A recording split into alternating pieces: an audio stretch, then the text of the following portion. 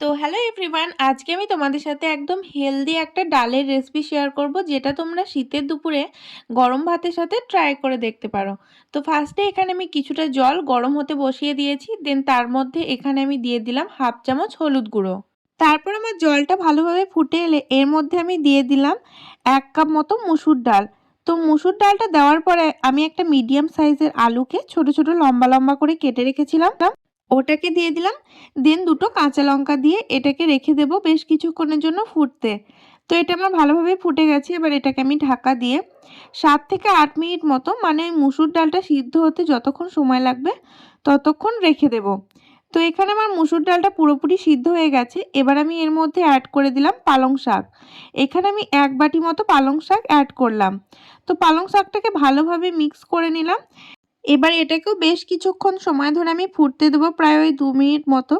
তো হাফ আমার সিদ্ধ হয়ে গেছে পালং শাকটা। এবার আমি এর মধ্যে অ্যাড করে দিলাম একটা ছোট সাইজের টমেটো। এবার এটাকেও আমি সিদ্ধ হতে রেখে দেব। তো এদিকে চলো একটা মশলা বানিয়ে নিই। তার জন্য এখানে আমি 2টো শুকনো লঙ্কা, 2টো এলাচ, 1/2 চামচ ধনে আর 1/2 চামচ জিরেকে ড্রাই রোস্ট করে নিলাম। দেন প্যানের মধ্যে বেশ কিছুটা পরিমাণ তেল দিয়ে একটা ডিমকে আমি ভালোভাবে ভেজে নেব, মানে ওই একটু ঝুরো ঝুরো ভুজিয়া টাইপের বানিয়ে নেব আর কি। তো দেখো ডিমটা এখানে আমার প্রায় ভাজা হয়ে গেছে, বা ডিমটাকেও আমি তুলে নেব।